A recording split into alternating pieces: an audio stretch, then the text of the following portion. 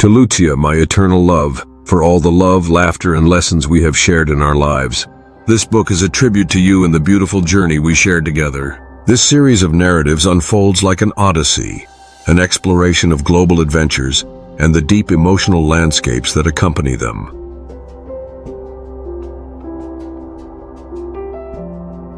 Join me on a journey through fascinating countries and cultures, where each destination offers more than just panoramic views. It serves as a backdrop for pivotal moments in my life.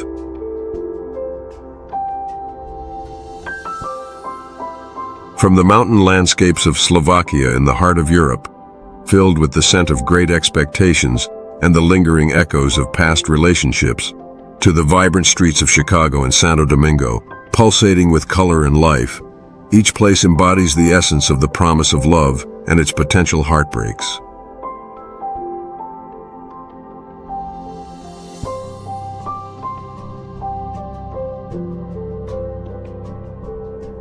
In the serene Andes Mountains of Colombia, moments of quiet reflection contrast starkly with the exciting chaos of Santo Domingo's busy avenues, portraying the ups and downs of the human experience.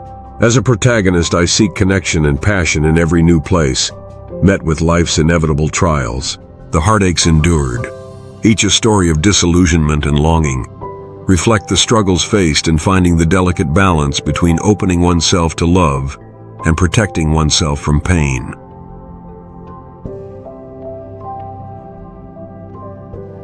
The deaths of loved ones loom over them and force them to confront the weight of absence and the pain that accompanies a life cut short.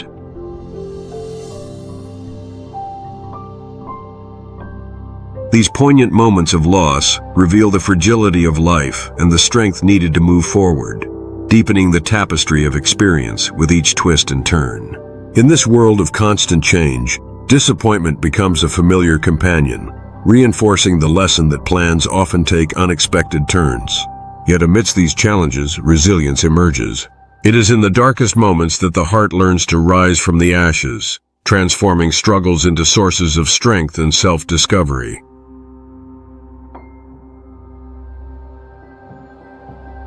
Victory is not always a great triumph. Sometimes it lies in the quiet realization that moving forward is, in itself, an act of courage. As you travel with me on this unpredictable journey of life, you will witness my transformation, shaped by the beauty of new love, the pain of loss, and the thrill of adventure.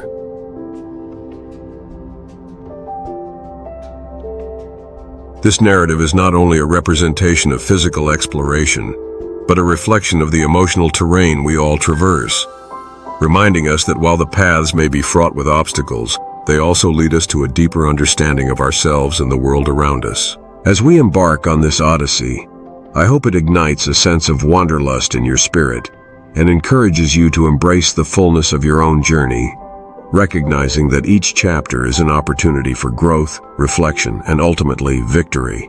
Introduction. The sorrows that once weighed me down have faded into the distance, leaving behind a tapestry of warm memories.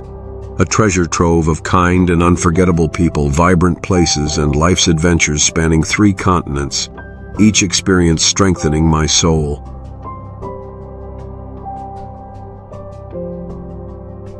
From these rich events, I have drawn valuable lessons that I feel compelled to share with future readers.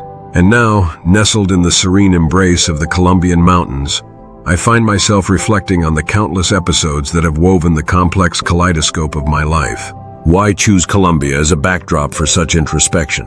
Here, among the impressive nature and the warmth of its hospitable people, I find the perfect refuge to remember the past. I have always felt a deep affinity with Latin culture and its people. Throughout my life, naysayers only fueled my determination to prove them wrong, and so began my journey to Colombia. Within its borders, I discovered a variety of wonderful people and hidden treasures, far removed from the stories of corruption, crime, and drug trafficking, often perpetuated by modern media.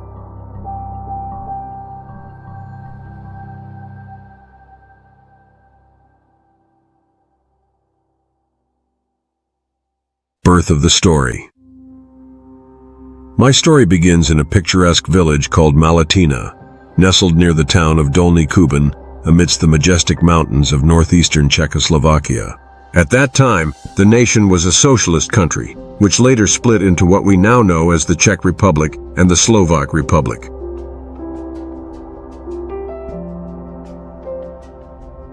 My lineage was intertwined with the Garabas family on my father's side and the Slosiarik family on my mother's side.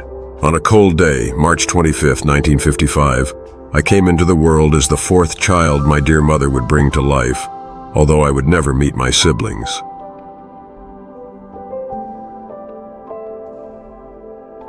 Tragically, Helen, Elizabeth, and John had succumbed to diseases that claimed the children's lives before preventative vaccines were available. My mother confided to me that after her death, she implored the Virgin Mary to intercede before the Almighty for one more surviving child, promising in return to dedicate that child to Mary.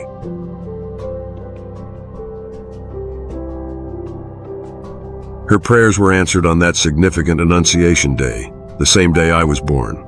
Despite this divine blessing, my arrival came with challenges. I was born with underdeveloped lungs and spent the first 4 years of my life in and out of hospitals. Finally, local doctors delivered the devastating news to my parents. "We have done everything possible to save your son, but now we are sadly leaving you with a choice. Leave him here to spend his final days, or take him home." My mother's indomitable spirit shone through. She faced challenges head-on and didn't give up until she achieved her goals, a trait I proudly inherited. My father, in contrast to his fiery resolve, was patient and constant, the family provider. But in reality, my mother was the firm helm of the family. Upon hearing the doctor's prognosis, my mother refused to give up.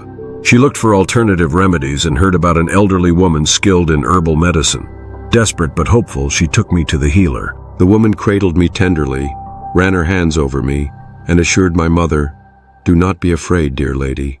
Your son will live a long life and be very wise."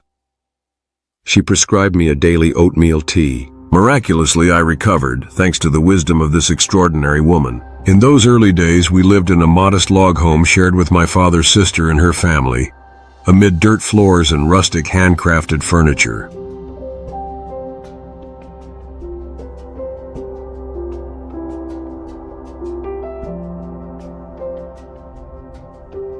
We relied on wood for warmth during the cold winters, and oil lamps and candles for light.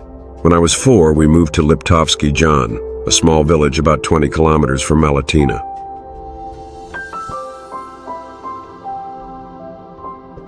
There, we rented a small apartment inside an old and extensive castle provided by the state. Without modern conveniences, my parents collected water from a hand pump on the street, used a toilet, and collected wood from nearby forests for cooking and heating, forming the humble beginnings of my unfolding story. For those of you who would like to purchase the complete first 2 books of my biography, please check the description under this video, where you will find the links to my books published on Amazon.